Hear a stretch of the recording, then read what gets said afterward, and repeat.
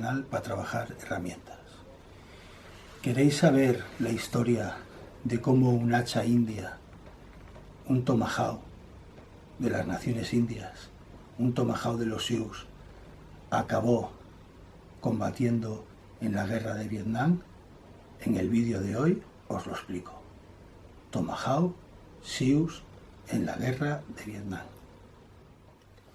Antes de enseñaros el Vietnam Tomahawk, vamos a hacer un breve resumen de dónde procede y cuáles son sus antecedentes históricos. En el contexto de la guerra de Vietnam, que duró de 1955 hasta 1975, fijaros, 19 años, 5 meses y 29 días de guerra, que asoló Vietnam, Camboya y Laos. Pues en ese contexto, en 1965 le encargan a Peter Lagana, que ya es un excombatiente de la Segunda Guerra Mundial, sabía mucho de armas blancas de combate, de utilización de las mismas y de lo operativas que podían llegar a ser, pues le encargan a Peter Lagana que diseñe un Tomahawk para la guerra, basado en las antiguas hachas de combate indias, que diseñe un Tomahawk para la guerra. Y en un principio la idea era que fuera para los boinas verdes y para el Cuerpo de Marines de los Estados Unidos. Pasado solo un año, en 1966, se crea por Peter Lagana, como ya hemos dicho, el Vietnam Tomahawk. Y al modelo se le llama pico de halcón, como ahora luego veremos, por la parte en pico, por la parte de su filo, la parte alta, la parte elevada de su pico, en la cabeza del hacha, que es la parte elevada del filo en forma de pico. El Tomahawk se hizo en acero al carbono 1096 y decían que tenía una dureza de 52-54 RC. El mango de madera, el original, estaba hecho en nogal americano. ¿Qué pasa? Que desde 1966 hasta 1970, que se termina su producción, Peter Lagana llega a vender 3.800 ejemplares a los soldados. Se los vende a un precio de $9,75. Y vuelve a pasar como en otros conflictos anteriores, Segunda y Primera Guerra Mundial. Al final no se le da un contrato oficial por parte del gobierno de los Estados Unidos, o sea, no se convierte en un arma reglamentaria y son los propios soldados los que los compran y los adquieren. La guerra de Vietnam no acaba hasta 1975. ¿Por qué pensamos que la producción del Vietnam Tomahawk dura hasta 1970 y se dejan de producir, se dejan de fabricar y desaparece la empresa? Pues porque, como todo en esta vida, y ya hemos hablado en otros capítulos, no todo vale. Aunque las guerras son como son, y esta en concreto, la guerra de Vietnam, tiene una fama terrorífica por todo lo que se hizo, sucedió y lo que pasó allí, la imagen o la propaganda de los Estados Unidos o la propaganda del ejército de los Estados Unidos pronto se quiere desvincular rápidamente de este arma. ¿Por qué? Pues porque empiezan a aparecer muchos miembros del Vietcong terriblemente mutilados, terriblemente heridos, dañados, mutilados por la utilización de este Tomahawk, del Vietnam Tomahawk. Se empieza a plantear si contradice las normas internacionales de Ginebra, las normas internacionales de la guerra, y los Estados Unidos recurren a la rápida reacción de decir pues que en fin, que no era un arma reglamentaria y que en ningún momento se le había dado como dotación a los soldados, que se las compraba a los soldados de su propio pecunio. Entonces, aunque la guerra dura 5 años más, el Vietnam Tomahawk se fabrica simplemente, como hemos dicho, hasta 1970 y se deja de fabricar, y es más, se cierra la fábrica en la que se estaban produciendo. Como ya hemos dicho, cuando llega ese momento ya se habían vendido 3.800 ejemplares. Los soldados, reiteramos, pagaban $9,75 por ellos, y la fama de este arma blanca, de este hacha de combate, de este hacha de procedencia india, en concreto Sioux, que ya en las guerras indias, en las famosas guerras indias americanas, se había mostrado que tenía una eficacia bastante letal, pues ya por aquel entonces ya había cogido mucha fama en Estados Unidos este hacha, y a raíz de la guerra de Vietnam pues se reaviva o se reactiva esa fama.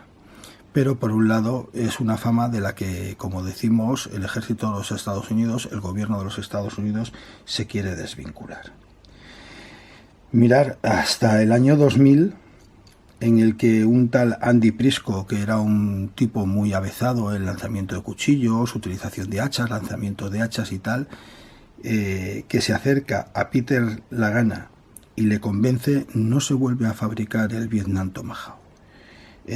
Andy Prisco en el 2000 consigue convencer a Peter Lagana, le da permiso para volverlos a fabricar, dejan de llamarse Vietnam Tomahawk y pasan a llamarse American Tomahawk, y la producción empieza a hacerse realmente en el 2001.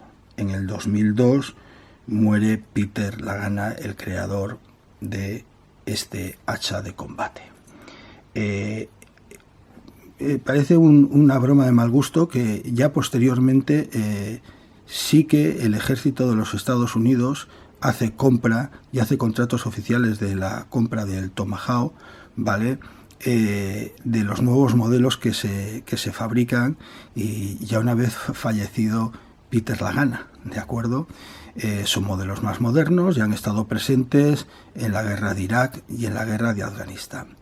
Pero aún se sigue fabricando bajo patente el original en diferentes calidades. Esta es la historia, a grosso modo, de cómo surgió desde la época de las guerras indias, desde la época del lejano oeste, que el Tomahawk como hacha de combate volviera a aparecer en una guerra relativamente moderna del siglo XX, y que se sigan viendo unidades de otras versiones más modernas en la guerra de Irak y en la guerra de Afganistán. A continuación pues pasaremos a enseñaros el hacha con más detenimiento, o mejor dicho, el Vietnam Tomahawk con más detenimiento. Como os expliqué en el vídeo que hicimos sobre el cuchillo Ka-Bar, en la guerra de Vietnam se institucionalizó, entre comillas, la utilización de un tipo de Tomahawk, la famosa hacha o el famoso hacha de las naciones indias, de los Sioux en concreto, el famoso hacha de guerra de los Sioux, se institucionalizó y se le concedió como un arma de campamento, o como un filo de campamento, igual que consideramos los cuchillos de campamento, pues como un arma de campamento, un hacha de campamento a las tropas estadounidenses que lucharon en Vietnam. Resultó ser una herramienta muy práctica para todo tipo de trabajos que tenían que hacer en la selva y en la jungla. Servía tanto en su zona de pico, que mirar lo que es muy afilado y muy agudo, como en su zona de hacha. Servía tanto para abrir latas de munición, tanto para abrir latas de comida, tanto para hacer funciones de zapador, para hacer pequeñas fortificaciones. En sí, un hacha de combate, y para combatir con ella, por supuesto, en un momento determinado, en sí se convirtió en un hacha de combate que la utilizaron las tropas estadounidenses con mayor o menor difusión durante la guerra de Vietnam. Es una parte poco conocida, se sabe que es así, se sabe que es cierto. Aquí está de hecho el modelo, este en concreto es de una empresa norteamericana que lleva el nombre, ¿vale?, que es American Tomahawk Company, ¿vale?, y parece ser que es una réplica bastante fiel de la que se les entregaba a los soldados como dotación. Lo que no tengo claro es si se entregaba como una dotación generalizada o en casos muy concretos. El mango es de madera, con una pintura satinada para evitar reflejos. Todo el tomahawk está también pintado en verde. No lleva agujero para cordón fiador. Esto se lo añadí yo en su día cuando lo adquirí. Puede dar fe de ello Quinta del canal Viva el Nova, porque él en un comentario cuando ya hablamos del Kabar me dijo que él lo había estado codiciando mucho a través de un escaparate en sus idas y venidas del colegio. Él me figuro que si lo recuerda puede dar fe de que no llevaban agujero de cordón fiador. De acuerdo, la funda no es piel, es como una polipiel plástica de mucha calidad, está remachada. El asta o el palo ahora no me sale el nombre del hacha, el mástil, entra por aquí, se aloja los dos filos del hacha del tomahawk y se cierra con su corchete. Luego, si veis, lleva un talid para llevarlo.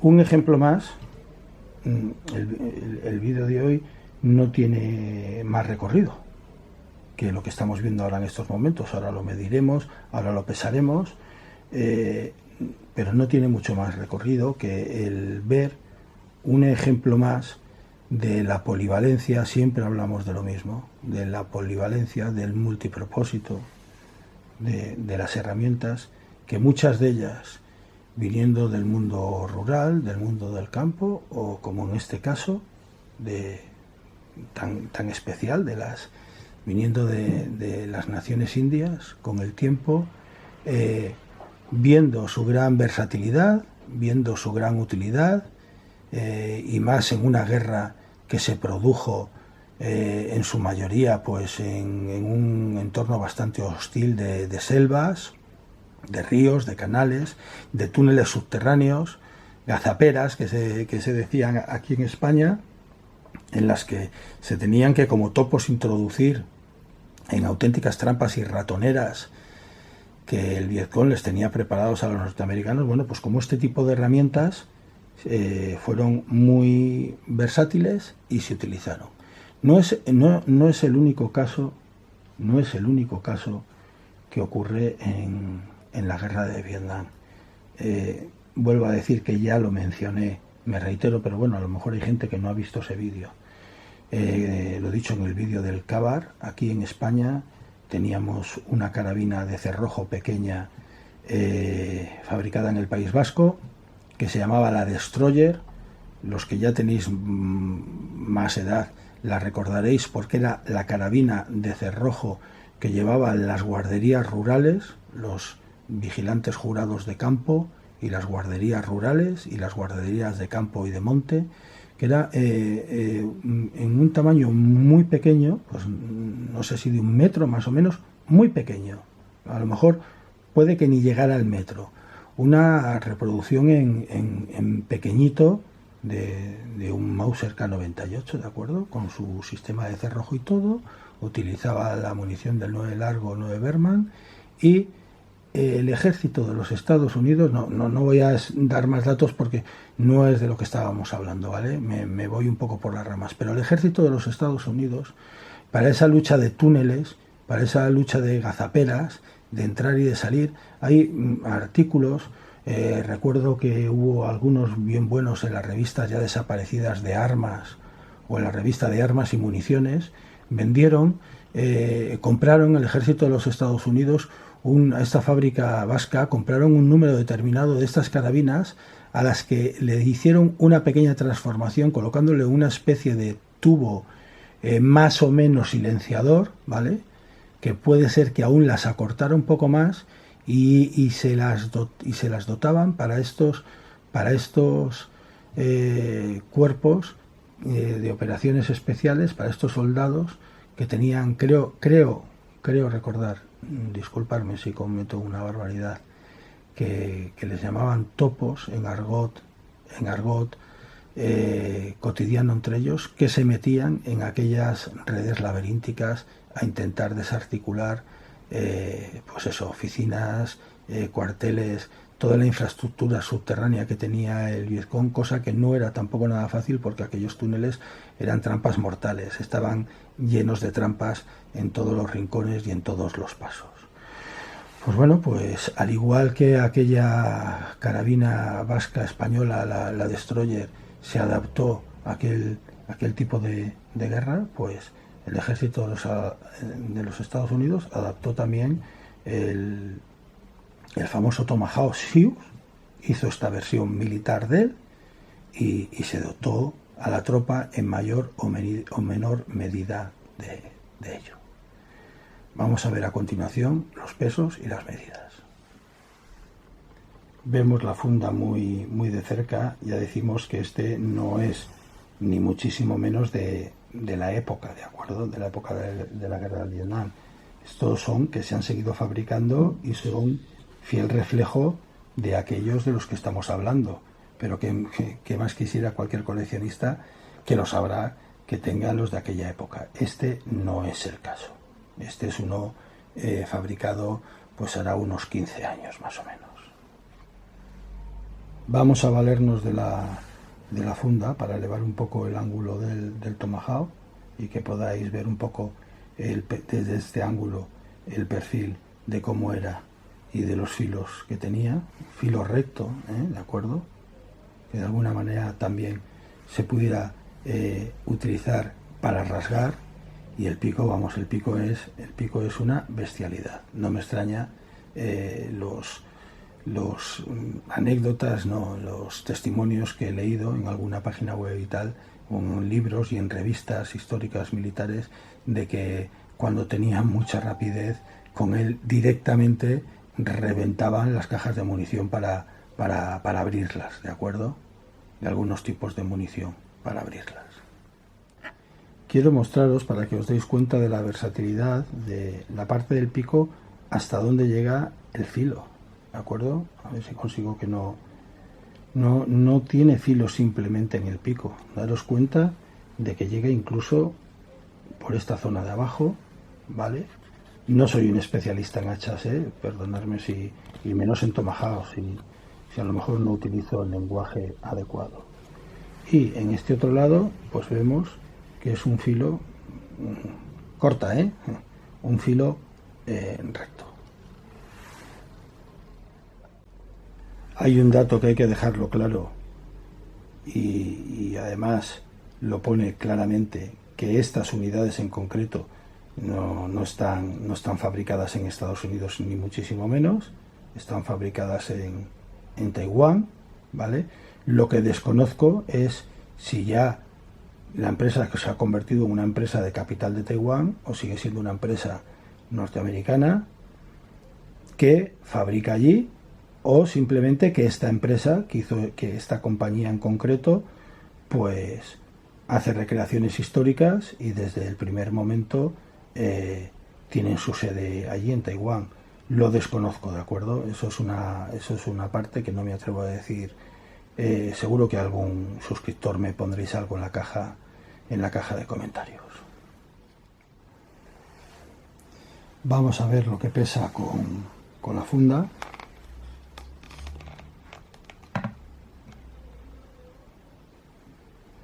No sé si el peso va a ser muy fiel, porque ahora ya sí que he conseguido que el mango no toque la mesa.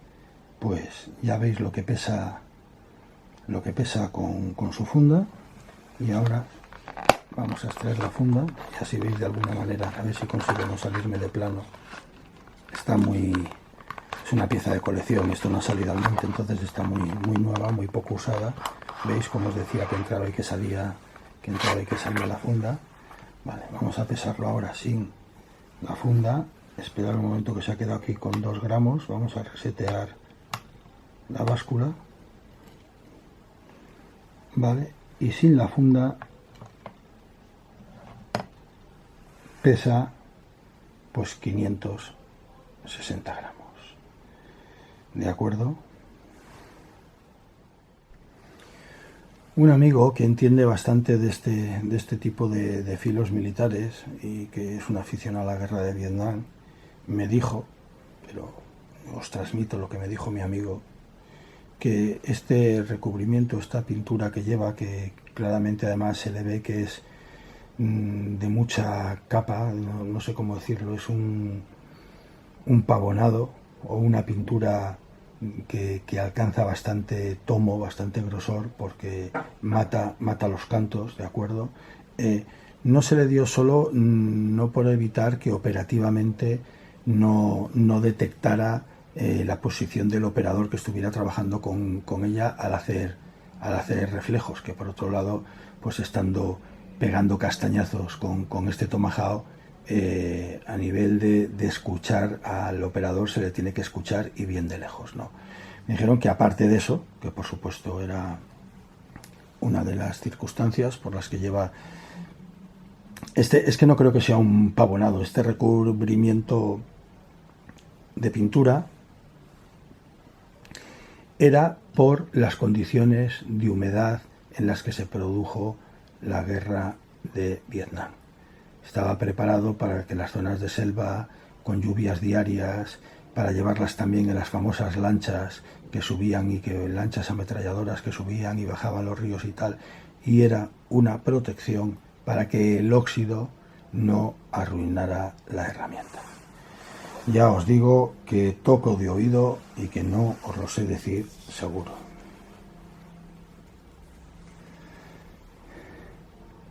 Pues vemos que tiene exactamente 34 centímetros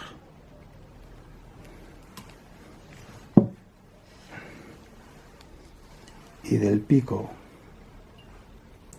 a la hoja del hacha hay 22 centímetros. Giramos un poco la hoja del hacha. Fijaros qué forma tan particular tiene, que recta y puntiaguda por la parte de arriba. La hoja del hacha tiene 7 centímetros. Es un hacha pesada, pero la verdad es que lo que es el hacha, lo que es el metal, el hierro, el pico, no es de unas dimensiones especialmente grandes. Aquí tenemos hachas vascas bastante, me refiero en esta dimensión, en estos parámetros, con la hoja bastante más grande. El grosor del ástil o del mango del hacha es de 2,1.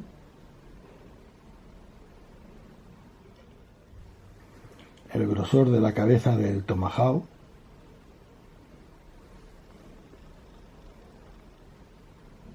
si se le llama cabeza, porque ya os digo que no estoy muy puesto en hachas, es de 3 centímetros. Y el grosor de la hoja es de 8 milímetros. A ver, me tengo que disculpar con un suscriptor, porque la verdad es que no hago mucho caso al correo de Gmail. Miro mucho los comentarios de la caja de comentarios, las contestaciones, las respuestas. No va a volver a pasar. Ahora ya he aprendido la lección, o espero haber aprendido la lección, y estaré más pendiente del correo de Gmail del canal, me pedía por favor que a raíz del vídeo del Kabar hiciera una especie de monográfico sobre el Tomahawk Sioux, o basado en los Tomahawk Sioux que se portado en la guerra de Vietnam. Y he tardado en verlo, por lo cual yo creo que nobleza obliga y me disculpo. Aquí está el vídeo. Y aclarar, pues vamos a ver, que yo no soy muy partidario del manejo de hachas, y un Tomahawk no deja de ser un hacha, por personas, operadores, practicantes de bushcraft, de aire libre, de supervivencia, que no sean duchos en el manejo de las mismas. Voy a hablar de propia experiencia. He visto averías muy grandes, pero muy grandes, de gente que por utilizar un hacha sin saberla utilizar correctamente, pues se ha accidentado con ella. Y lo malo es que los errores con el hacha siempre suelen ir al mismo lado, a las piernas, y además en zonas bastante complicadas y conflictivas. Como yo sé que hay gente que será de la opinión, me voy a permitir dar un consejo dentro de la prudencia, y si me lo queréis admitir. Como sé que hay gente que a lo mejor tiene casas de campo, que tiene chalés, que tiene refugios, que simplemente puede que tenga el gusto de que, oye, yo es que quiero aprender a manejar el hacha. No quiero quedarme en la advertencia de, porque como no la sé utilizar, no me voy a quedar en ello. Yo quiero aprender a manejar el hacha. Pues mirad una cosa que os voy a decir. Hay en famosas plataformas de internet que se venden de segunda mano, si no queréis invertir mucho dinero, pero si queréis aprender y estáis dispuestos a aprender y que lo vais a hacer pese a los consejos que se den, y que sois autodidactas, o os va a enseñar un primo o un amigo,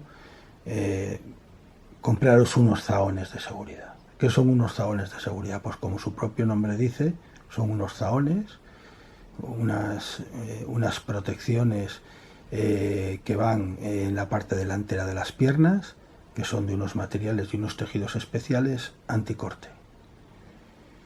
Y así por lo menos, pues como decimos en este canal, para trabajar herramientas, hasta que cojáis la destreza de vida, la habilidad de vida, pues vais a tener a resguardo vuestras preciadas piernas y os vais a evitar pues tener un disgusto. Que los zahones de seguridad son los que habréis visto, no me refiero a los zahones que se llevan en el mundo de las monterías o la gente que monta a caballo, no, los de seguridad son de unos tejidos especiales, llevan sus cierres por detrás para fijarlos más o menos a las piernas, a la cintura. Son los que habréis visto siempre cuando veáis trabajar a las brigadas forestales que van rozando monte, que van con las motosierras y tal. Ese tipo de zahones son, ¿de acuerdo? Ya os digo que hay en plataformas que se venden de segunda mano. ¿Que pensáis que a lo mejor, o que realmente a lo mejor son muy caros? Bueno, pues todo depende del empeño que tengáis vosotros en poneros a manejar el hacha y aprender de manera autodidáctica, o siempre depende de pues lo que para vosotros sea caro y barato. El otro día un compañero de trabajo me decía que ya había desfibriladores por 3.000 euros. Me apuntaba que incluso más baratos. Y había otra persona en la conversación que decía, joder, es que 3.000 euros es una barbaridad, es muchísimo dinero. Bueno, pues, ¿cuánto valoras una vida? ¿Qué puede salvar un desfibrilador, no? Pues, ¿te parece que 3.000 euros es caro para salvar una vida? bueno, pues ¿cuánto valen unos zahones? Si estáis decididos a aprender a manejar el hacha, ¿creéis que por vuestra propia seguridad es una inversión muy cara? No sé. Reflexionarlo. Está claro que si vamos a hacer una ruta de senderismo, una ruta de montaña, no vamos a ir cargados con unos zahones, bueno, pues hasta que cojamos la destreza de vida. Perdonadme, sé que soy muy cansino con estas cosas de la autoseguridad personal en el desarrollo de nuestras actividades, ¿de acuerdo? Hasta que cojamos la destreza de vida, llevemos una sierra japonesa, una sierra normal, plegable, ¿vale? Llevemos una pequeña sierra plegable, y ya, pues el día que ya digamos y ya nos demos cuenta de que tenemos la destreza suficiente, cuando ya hayamos terminado de pasar por la, valga el símil, la autoescuela de manejar hachas, ¿no? La hachascuela de manejar hachas, bueno, pues ya nos libramos de los zahones. Si queréis los vendéis de segunda mano, que alguien os los comprará, y es el mejor consejo que yo puedo dar. Hacía este pequeño rollo que os he soltado porque yo tengo 2 o 3 hachas pequeñas, más o menos de este tamaño, pero hacha normal, la hacha tal y como la conocemos. Las tengo más bien a nivel de coleccionismo porque las saco poco al campo y no soy muy ducho en el tema de las hachas. Por eso os habréis dado cuenta de que el lenguaje y el vocabulario utilizado a lo mejor no es el más correcto. Simplemente os quería contar la historia, a petición de un suscriptor, la historia de estos tomahawks, estas hachas indias, que como filo polivalente, de ser un arma y una herramienta de las naciones indias, acabó utilizándose en un campo de batalla como fue la guerra de Vietnam. Y para finalizar el vídeo del día de hoy diremos que según he podido investigar y indagar en las redes sociales, bajo patente hoy en día hay por lo menos del orden de 5 o 6 fábricas diferentes con marcas diferentes que están haciéndose cargo de la patente del Vietnam Tomahawk, pero en su nueva nomenclatura, American Tomahawk, y lo están fabricando en diferentes modelos.